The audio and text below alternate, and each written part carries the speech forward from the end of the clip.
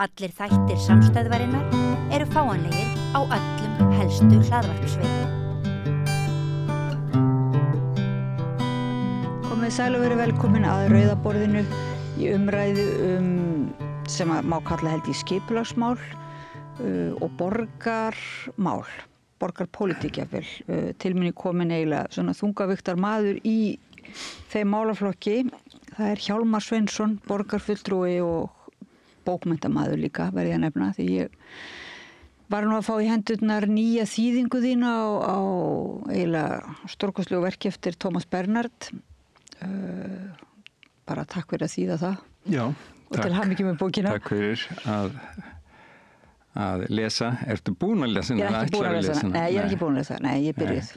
Hún ég hlýði yfirleitt fólki yfir sem ég gef bækur. Já. Þannig að þú smá tíma þá. Já. Ég eftir að, en ég er svona mikill aðdáandi þessa höfundar. Já, og hann er mjög magnaður. Þú þýttir nú, ég kynnti stórum fyrst þegar þú þýttir Steinsteypu, var það ekki? Steinsteypu, já. Fyrir. Það er verið 20 ár. Já, þannig þú ert í bókmyndaþýðingum á 20 ára fresti kannski. Já, og líka skrifa sjálfur og fyrir 60 árum þá gaf ég út bókina Borgin heimkynni okkar sem er svona meira fræðileg ásamt Hrund Skarphéðinsdóttur sem er umferðarverkfræðingur í Stokkhólmi. Hún var nú tilnefnd til einhverja verðlauna. Og já, þannig að Svo hefur hún gefið líka út bókmenntastórvirki svona ýmis. Já. En sem varðar okkar spjallleitna þá kannski einmitt hefði maður ótt að vera búin að lesa það að þú getur hlýtt mér yfir þessa borgin, hvað heitir hún segir? Borgin heimkynni okkar. Borgin heimkynni okkar, já. Hún fjallar svona þróun borga kannski aðalega á 20. öldinni og ekki síst Reykjavík og svona mismunandi hugmyndir svona hverja kynslóður, hvað er gott líf og svona skipulagshugmyndir móta svolítið að því, við reykjum þetta og er bara held ég áhugavert, En það er nú kannski akkurat það sem ég langaði til að beða þig að svona fara yfir svona í góða veðrinu aðeins að fara inn í hús og pæla í húsunum og byggingunni því að þú ert búin að vera í svona borgarpólitík beinleinis virkur í ansi mörg ár og hefur verið í mörgum svona debattum, fengið á þig gagnrýni, tölverða gagnrýni og mér langar bara til að spyrja eiginlega fyrst, hefur þér fundist umræðan skipulagsmál og til dæmis það sem þú ert að gera eða það sem að borgin hefur verið að gera í uppbyggingu borgarinnar. Fyrst hefur þér fundist hún vera málefnaleg og eða þú veist markviss og svoleiðis. Já, að langmestu leyti og það var hafa það í huga þegar við gerum aðalskipulagið sem að gilti frá 2010 til 2030 þá var það mjög róttæk breyting á rauninni skipulagsáætlunum. Og raunar svo róttækasta síðan að bílaskipulagið mikla, danska skipulagið var samþykkt 1966 og sem að gilti síðan og hafði gríðarleg áhrif og þar var svo hugmyndum að gott líf fælist í því að hafa í rauninni byggðina frekar strjála og að hraðbrautir á milli húsa. Það má alveg heimparata upp á gamlar hugmyndir frá Le Corbusier. Modernist hugmynd sem að gera mikið út á að það séu bjartar og góður íbúðir en modernistarnir hefðu mjög lítinn áhuga á bilinu á milli húsana, á göturýminu, á torgum og svoleiðis og þannig að sú hugmynd að það skipulag var strax leið var samþykkt. Það var Björn Ólafs kornungur arkitekt í París sem að gerði svo digubarkaljúfur þess að það væri algjörlega úrelt skipulag, svona bílaskipulag. Þetta var fyrir 65 árum. Wow. En einhver síður þá gilti sá andi sem að þar var mótaður alveg í nokkra áratugi og þess vegna var borgin svolítið eins og hún varð og að einhverju leyti mjög dreifð það sem að fer mjög mikið pláss undir bíla og bílastæði, hraðbrautir, veghelgunarsvæði. Og raunar það svo að 48% alls lands eða byggðs lands í borginni að frátegnum stórum útivistarsvæðum eru umferðarmannvirki og það mjög mikið. Það líka mjög mikið hvað hér eru margir bílar per íbúa, það mjög mikið hvað hér eru margir bílar miðað við íbúa og störf í miðborginni. Þannig að þessi hugmyndum bílaborgina, hún rættist en reyndist hafa mjög mikla neikvæðar afleiðingar. Og síðan kemur þetta skipulag þarna sem að gildi frá 2010 til 2030 og ég hef alltaf sagt að þetta tímabil sem kannski frá 2010 til 2013 þegar að raunin þetta skipulag var samþykkt, að það var svona tímabil íhugunar eftir hrunið og það var ágætt smá tími að allir arkitektar landsins voru atvinnulausir og það var búið að flytja allar byggingakrana til Noregs. Þannig að það var ekki takt að gera og bankarnir voru allir gjaldþrota. Og þarna skapaðist svo stemning að það þyrfti svolítið að hugsa skipulagsmál upp á nýtt og líka umhverfismál. Þetta tengist mjög mikið hugmyndum að nýta landið betur og nýta það þá þannig að skipulega borgarinnar beinleinis skapi ekki ofboðslega mengun af bílumferð. Og þannig að þá verður þessi hugmynd ofan á eftir að búið að prófa nokkra sviðsmyndir eins og sagt í dag. Ég reyndar að vera svolítið leiður á því orði en ok.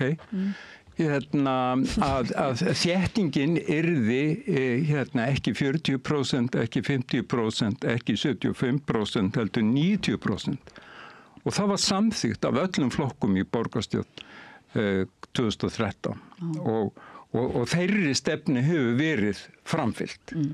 Og það sem ég vildi sagt af að ég get alveg skilið það að kannski getur þér fundist þetta, já, ok, þetta alveg hárrétt, en síðan þeir eru farið að byggja rétt hjá þér, þá ertu kannski ekki alveg eins ánægður. Og svo eru þetta fólk hefur sterkar skoðunir, eins og eðlilegt á útliti húsa, á áferð húsa og svo framvegis, þannig að þessi umræða bara mjög eðlileg og það sundaði sem að sagt stenst ekki nánari skoðun eða staðinu til málsins en enga síður. Þetta bara mjög eðlilegt að þetta kalli fram umræðu. En getur verið að þetta sé þá eitthvað svona, þetta fyrsta skrefið í raunverulega lengri áætlun, lengra ferli. Já. Þar sem að kannski getur verið þá að einmitt fyrsta stigið þegar að verið einmitt bara þétta byggðina og það kannski ekki komið sem gerir það bara verið og það eru fleiri bílar safnast saman í kringum byggðirnar og það kannski ekki getur verið að sé einhvers konar svona millibilsástand í gangi eða?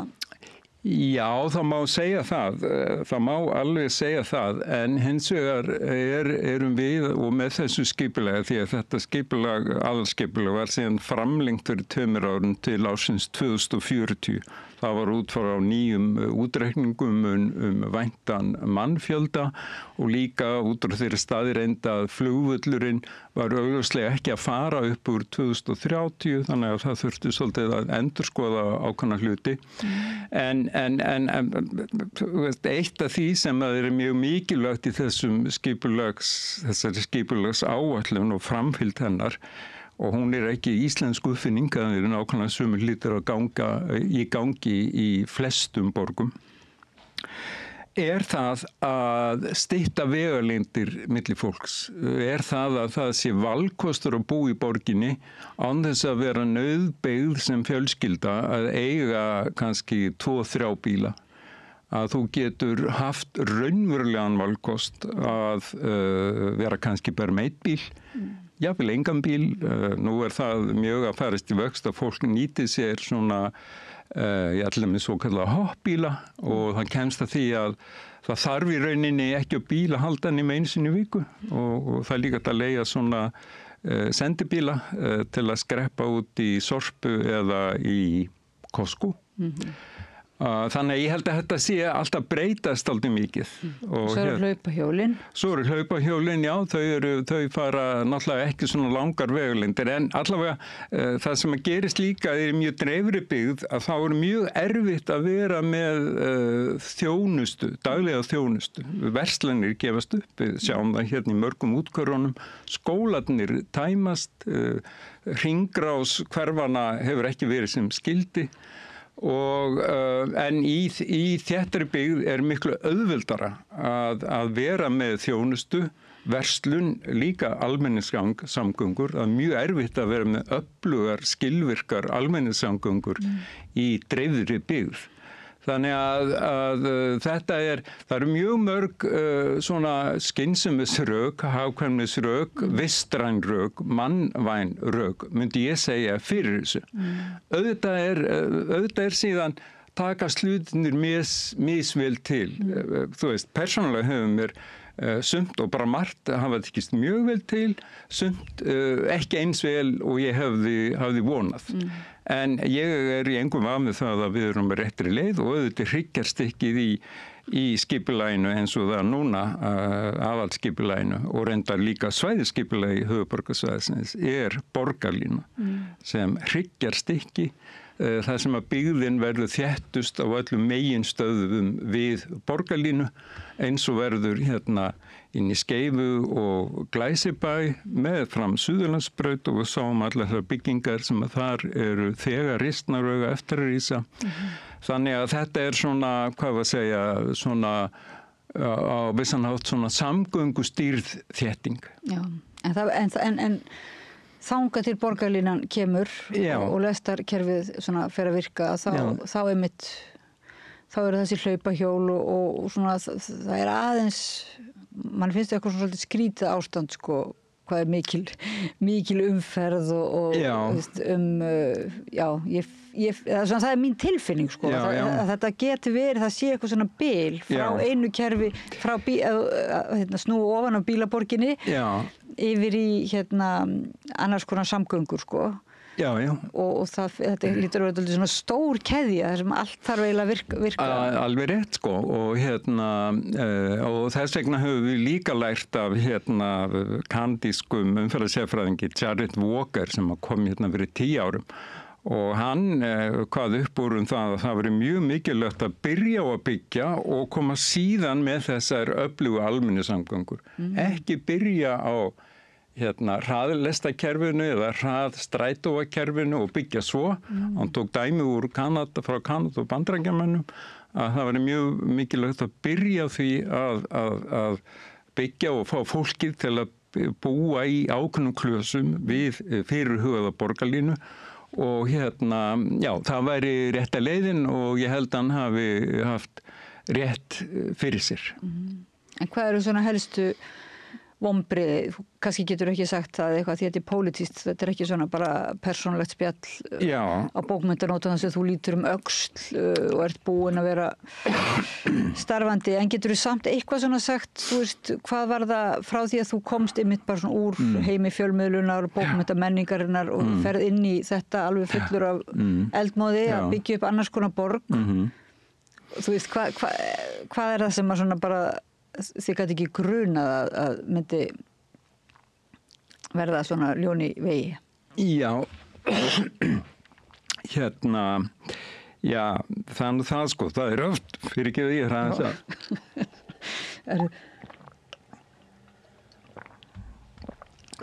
Mér svelgist ekki á spurningunni heldur, eru búin að vera smá kvefaður, en Já, það er svona oft margt svona, kannski, eða svona eitt og annað frekar smátt sem að kannski komur óvart og síðan neita ég því ekki að það hefur farið í taugarnar á mér hvað hefur gengið hægt að koma þessari borgarlínu á stað.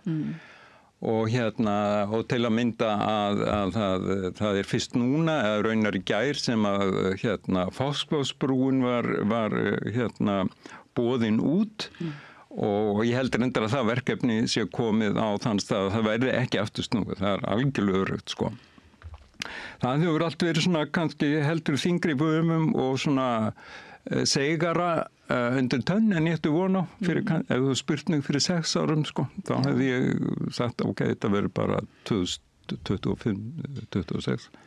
Það dregst svona 3 ár. En voru ekki margir sem að sko gagnrýndu borgarlínu ekki út frá eiginlega sjálfri borgarlínu eða hugmynd að hafa lestakerfi heldur einmitt sko gagnrýndu útboðsleiðirnar og raunverulega verktaka og líka í svona nýbyggingunum sko að það sé einhvern veginn svona að borgin sé með einhverjum svona hagsmuna tengslum við verktaka og sem sé á kostnað almennings. Er þetta ekki svona tema sem kemur upp í gagnrýni eða hvað? Jú, ég heyri þetta alveg en hérna og þessu haldið svona reglulega fram en ég bara segi að þetta af og frá. Við höfum tekist á við hagsmuna aðalega í verktakageirunum. Það var það þegar að þeir kærðu svokölluð innviðagjöld borgarinnar sem voru lögð á svæðum þar sem að borgin kemur og segir hér til dæmis í Vogabyggð, hér má byggja alveg fullt af góðu húsnæði, við munum auka þó verðmæti ykkar lóðurnar voru enda langflestar þá komnar í eigu bankana vegna gjaldþrota. Með því skilyrði að þið borgið meðal annars svokölluð innviðagjöld. Þið takið þátt í að borga gangbrautir, leiksvæði, torg, garða og jafnvel leikskóla og annað slíkt. Og þetta ekkert íslenska eða reykvísk uppfinning, þetta meira að nota sumstaðar í Bandaríkjunum, en vinskapur verktakana við borgaryfirvöld var ekki meira en svo að borgin var kærð. Og borgin vann málið bæði í héraðsdómi og líka fyrir Hæstarétti eða hvort það var landsréttur. Þannig að þarna var farið í hart og borgin gaf þetta ekki eftir þessa samninga sem voru einkaréttarsamningar. Hverjum sem hafði fullt val á því að skrifa undir eða gera það ekki, en þegar það var ákveðið það að þegar 70% lóðarhafa voru tilbúnir að skrifa undir, að þá var farið í þetta. Þannig að þetta eitt af þeim dæmum sem að afsannar þá kenningu að við séum að hugsa svona mikið hag verktakanna en það verða fráleitt. Og og það mætti líka nefna margt annað til að mynda það að það hafa komið fram í Morgunblaðinu viðtöl við suma af ágætum verktökum sem að sjá ofsjónum yfir þá mikla áherslu sem við leggjum á samvinnu við óhagnaðardrifin húsnæðisfélög, við verkalýðshreyfinguna, við félög stúdenta, við félög aldraðra og öryrkja og þar mætti lengi að telja. Þeir sjá ofsjónum yfir þessu og vilja að þetta verði alfarið afhent þessum verktökum og þeir sjáu síðan að deila þessu út. Og þetta kemur náttúrulega ekki til greina. Við erum mjög stolt af því að undanfarin 9 ár, svona frá 2015 hafa byggst tæplega 10.000 íbúðir í Reykjavík. Og 35% þeirra íbúða hafa verið byggðar á félagslegum forsendum. Þar hafa einmitt verkalýðsfélögin með húsnæðisfélagið Bjarg og félagsstofnun stúdenta, búseti og auðvitað húsnæðisfélag aldraðra komið mjög sterkt inn og verktakar ýmsir hverjir sjá ofsjónum yfir þessu og voru mjög óánægðir með okkur í meirihluta borgarstjórnar og fá reglulega útrás fyrir harm sinn í Morgunblaðinu. Og en við gefum þetta ekki eftir. Nú nýbúið að samþykja borgarráði nýja húsnæðisáætlun fyrir Reykjavík og þar kveðið á mun sterkar það að það eigi að vera að lágmarki 35% þeirra 10.000 íbúða sem við viljum byggja á 10.000 íbúða sem við viljum byggja á næstu 10 árum, 1600 íbúða. Og fyrirgeðu tölurnar, núllin rugglast í höfðinu, þetta eru 16.000 íbúður næstu 10 árum. Já, ég tala blind sko. 16.000 íbúður, já, og 35% verði á þessum félagslegu forsendum og við býðum svolítið eftir því að það var VR tilkynnti það fyrir allmörgum árum að þeir ætluðu að fara að stað með nýtt húsnæðisfélag sem er Blær og var meira sniðið að millitekjufólki en lágtekjufólki en það hefur því miður og einhverjum vegna kann ekki alveg skýring á því gengi mun hægar heldur en efnistóðu til. En þetta ekki svona sko útfærslur sem sagt svolítið stefnur en innan þessara stóru stefnu sem það bara snúa frá gamaldags bílaborg og hérna og iðnvæðingu algjörði raunverulega og snúa yfir í annars konar búið til samfélag sem þéttara og þar sem kjarnar og hægt að vera gangandi og hjólum og í lestum og svoleiðis. Já, og hafa efni á því að koma sér þak yfir höfuðið. Já, það er kannski aðalatriðið, sko. En kemur innan þessara stóru myndar, þá gæti þetta gleymst á svona ákveðin sósíalismi eða sko félagshyggja bara og þessar, eins og hefur verið gagnrýnt að það séu tiltölulega margar svona uppbygging húsnæði séu svona litlar lúxusíbúðir og svo það sko alltaf túrismin sem kemur hérna og Airbnb-væðingin og miðbærin verður alltaf svona, þú veist, rúturnar fá meiri rétt heldur en skólabörn á leið í skólan, þú veist, og nú ég að tína til eitthvað svona þannig ég að meina sko þetta kannski kemur ekki beinlinni þéttingu byggð við heldur þarna svona pólitískt dæmi sem að ágreiningur innan þessara stóru áætlunar er þessi spurningum fyrir hvern átt að vera það ekki svona? Jú, ég hef heyrt þetta líka en bara tölurnar, þú veist tölurnar tala sínu máli 35% þeirra íbúða, þeirra 10.000 íbúða sem verið byggðar á síðastliðnum 9 til 10 árum eru byggður á félagslegum forsendum. Þetta er algjör kúvending frá því sem áður var. Algjör kúvending. Og það kemur skýrt fram á borgarstjórnarfundum að sjálfstæðis fulltrúar sjálfstæðisflokksins í borgarstjórn að þeir eru svona, finnst mér, að því að það eru ári kosningar, þeir eru svolítið eins og ég hef kallað að hægri herða sig. Hægri herða sig. Þannig að þeir eru farnir að tala um það að einkavæða félagsbústaði. Reykjavík er langstærsta fasteignafélag landsins með yfir 3.000 íbúðir fyrir fólk sem hefur ekki aðra valkosti en að bú í félags íbúðum borgarinnar, félagsbústaða íbúðum borgarinnar og þær íbúðir í nánast öllum fjölbýlishúsum borgarinnar en yfirleitt veit fólk ekkert af því og það á ekki vita af því þetta á ekki að vera einhver gettó.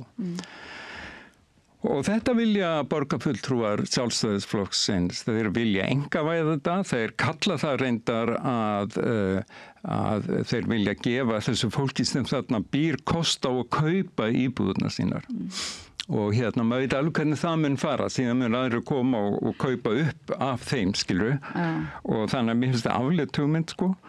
En finnur þú fyrir þessari svona hægri herðingu? Aðeins, sko. Já. Í borginni og líka bara í pólitíkinu náttúrulega yfir höfuð, sko? Nei, ekki enn, við á Íslandi finnst mér við nú svo heppin að hafa losnað við þessa hryllilegu og populísku hægri bylgju sem að hefur gengið yfir veröldina. Þannig að mér finnst nú ekki svona almennt á landsvísu heldur einlega þvert á móti við erum með einhver svona ég veit ekki hvað að kalla það miðstjórn, hægri vinstri stjórn einhvern veginn, sko. Og mér finnst það bara þessi skref sem að þau eru að taka núna í veiðileyfagjöldum er eitthvað sem er búið að tala um í 100 ári en enginn hefur lagt í að taka þau skref, sko.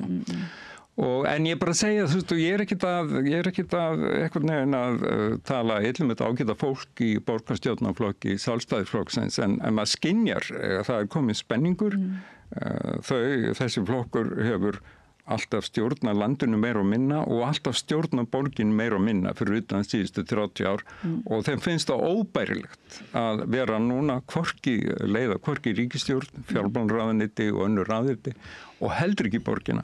Þannig ég skynja svona ákveðin titring.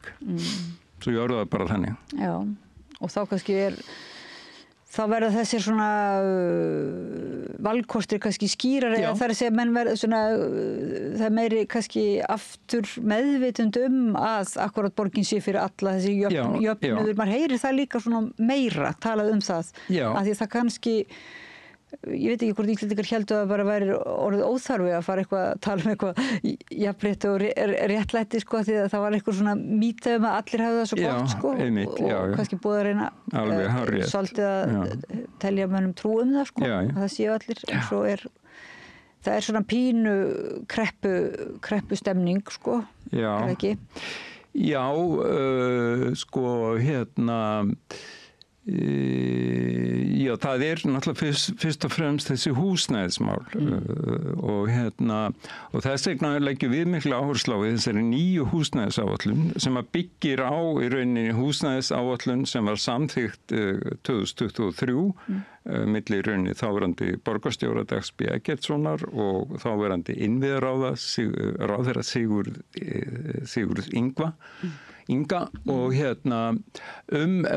sem sagt húsnæðisáætlun fyrir Reykjavík, það sem var einmitt gert ráð fyrir verulega mikilli uppbyggingu húsnæðis og mikil áhersla á uppbyggingu félagslegs húsnæðis og þessar tölur sem ég að nefna 35% húsnæðis byggt á félagslegum forsendum, þar koma úr þeirri húsnæðisáætlun og í þessari nýju húsnæðisáætlun sem að þessi meirihluti sem að nú starfandi samþykkti núna í borgarráði í síðustu viku að hann gengur einmitt allur út á þetta sem að þú ert að nefna að því að það alltaf verið að tala það að byggja meira og meira.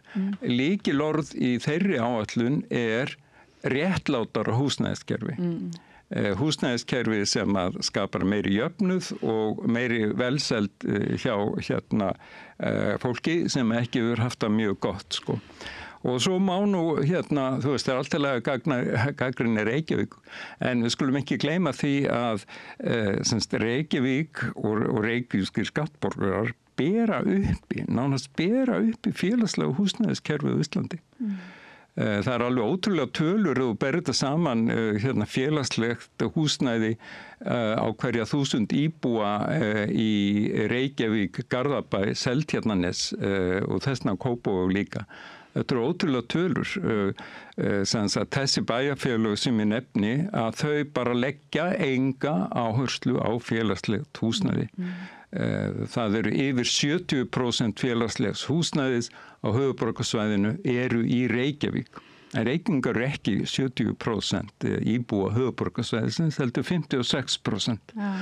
Þannig að, og þess vegna finnst mér það satt að segja ótrúlega ósvífið þegar að forystumenn þessara sveitarfélaga stæra sig á því að vera með örlítið lægra útsvar heldur en Reykjavík og því miður enduróma borgarfulltrúar Sjálfstæðisflokksins í borginni nákvæmlega þetta því það eru hátt útsvar og þau hafa engan áhuga þeim útskýringum sem við komum alltaf með, en við höldum uppi félagslega húsnæðiskerfinu á höfuðborgarsvæðinu og við erum höfuðborg og við erum bara að vera stolt af því. Já, það náttúrulega bara flott attitúd að vera bara stoltur af því. Og þú ert þarna að lýsa einmitt að þú ert ekki, þú ert raunverulega búin að vera að vinna því að þetta sé ekki svona gett og að þetta sé ekki borg sem lykilatriði. Þetta sé ekki svona í gett og þarna sé félagslegt hús og hérna sé elítan, hérna sé þetta og það sé, og þér finnst að vera ákveðin svona gæði mitt að búa í fjölbreytri svona blönduð byggð. Já, blönduð byggð. Félagslega blönduð byggð og auðvitað alltaf að taka út einhver einstök hús eða blokkir eins og Hafnatorgi og sem eru augljóslega það auðvitað gerir verktakinn eða fjárfestinn bara út af það að byggja lúxusíbúðir. En þú veist, það hæpið að nota það sem mælikvarða á alla uppbyggingu þessara tæplega 10.000 íbúða og því að tölurnar tala sínu máli varðandi þetta stóra hlutvöld íbúða byggðar sem eru byggðar á félagslegum forsendum. Ertu ekki bara spenntur að upplifa að ganga út í svona borgina sem að þið heldur að verða ekki veruleika, svona draumurinn þessa borg? Algjörlega, og ég ekki, og mér finnst þennan þegar á nokkur leiti orðið að veruleika, það allavega þegar maður gengur og svona dásamlegu sólardegi, sólin skýrend hér ekki inn, en hún hérna úti og og það gaman að sjá hvað opaslega mikið mannlíf á götunum við miðborginni og örugglega þetta miklu víðar. Og eitt af því sem að við gerðum, sem að reyndust miklu örðugra heldur en ég gat ímynda mér að gera Laugaveginn á göngugötu. En ég held að í dag allir bara mjög ánægðir með það, mjög ánægðir með það. Og eitt sem að maður geti lært lemist að þeim prósess var að þetta var látið taka 10 ár að samþykkja þetta endanlega allt árið. Það var allt og langur tími, það var alltaf verið að loka og opna. Það voru mistök. Það átti að gera þetta bara á 3 árum. Bara. Í öllum skoðanakönnunum voru 70% íbúa borgarinnar aðspurðir hlindir göngugötu. Og við uppskýrum ríkulega svona dögum. Og líka náttúrulega, eins og þú segir, það væri mjög kannski gott að láta bara borgarlínuna verða veruleika þá hratt en í staðin fyrir að verða kannski misvægi í ferlinu. Já, svo ég ber aðeins kvíðbúa að þú veist, nú sveitastjórnarkosningar eftir ár og þá þetta bara frábæri lýðræðislegur réttur fólksins að kjósa. Og ég get alveg skilið það við þar að segja að Samfylkingin búin að vera leiðandi í borginni núna undanfarin 15 ár, það eru 16 ár í næsta vor. Og ég get alveg skilið það að ýmsir hugsa, jæja, þetta nú ekki orðið gott, sko. Og svo kannski fókusurar fólk og kannski líka sem fjölmiðlar mjög þröngt á tiltekna staði sem að hlutirnir hafa ekki hefnast eins vel og efnistóðu til. En það sem ég óttast að ef að hér kemur hægri stjórn að þá verður borgarlínan sett í hægagang. Og það verður til dæmis ekki samþykkt að því að grundvallaratriði fyrir svona skilvirkar, hraðvirkar almenningssamgöngur eins og borgarlínan þetta einlega hraðvagnastrætóar, að þeir séu lágmark 70% leiðarinnar í sérrými. Þeir séu ekki fastir í umferðarteppinni. Og þess vegna verður það að vera alltaf með stað þegar þessi borgarlína fyrir upp Suðurlandsbraut að vera í sérrými og þá þarf að taka akreinar frá bílaumferðinni, þannig að það ein akrein í sitt hvor átt fyrir bílana og miðað við svona alla venjulega tölur sólarhringsumferð að þá ein akrein þar alveg nóg. Og ég hef grunum að sjálfstæðismenn munu, þeir eru þegar byrjar að tala gegn þessu. En það lítur að vera einmitt svolítið svekkjandi að hugsa vera búin að vera að vinna að einhverju uppbyggingu lengi í borginni og ef að það síðan, en ná ekki að klára það þegar það svona, í nokkrum stigum ef að það síðan þá Jú, það alveg hárrétt, en ég bara þarf að klípa sjálf mig og minn byttu nú við, þú ert ekki ómissandi og það alveg freistandi að hugsa, já, það allt í klessu, sko, en nei, það verður ekki þannig, það bara gerist á einhvern annan hátt en maður hefði talið æskilegast. Jú, en það nú þess vegna sem menn oft ílengjast í pólitík, það er eftir þetta, þú finnur, þú upplifir hvað hlutirnir taka lengri tíma og þá langaði til þess að klára það, til þess einhvern veginn að búa til þess að svona láta það virka. En það fyrir ekki eftir því hvort að þú kemur inn í pólitíkana með skýra sín á það hvað þú sérð fyrir þeirra gerist og þá vel rökstudda sín. Og en ef þú bara dettur inn í þetta því þið langar að taka þátt og fá völd, sko, þá einhvern veginn held ég ferðu aldrei ímyndað þér að þú sért ómissandi. Þú ættir allavega ekki að gera. Ég held að sína að ég segi mitt sérstaklega þeir sem fá völd eða kannski bara að völdin sé ómissandi. En það allavega ómissandi að vera með gott borgarskipulag og byggja upp þessa borg og að pæli því. Og við erum búin með tíman okkar í dag. Kæra þakki fyrir að koma og segja okkur bara frá uppbyggingu borgarinnar, pælingunni og ég held einhvern veginn að við þurfum svolítið að, svona mín tilfinningu, við þurfum svolítið að ræða það í stóra samhenginu sko. Algjörlega. Því ef það dottið ofan í bara einn þátt og við missum svona sjónar á stóra samhenginu, yfirlitinu þá það verður þetta alltaf erfitt. Hjálmar Sveinsson, borgarfulltrúi og bókmenntamaður, hjartans þakki fyrir að koma að borðinu og tala um uppbyggingu borgarinnar. Ég heiti Oddný Eir og þakka Laufu Líndal teknikonu fyrir að varpa spjallinu yfir til ykkar og þakka hlustendum og áhorfendum fyrir að vera með okkur. Við höldum áfram að ræða málinu við rauðaborðið eftir smástund. Samlokubrauð, maltbrauð, tékkneskt-brauð, súrdeigsbrauð, brauð ársins, Bernhöfts bakari, íslenskt handverk síðan 1834.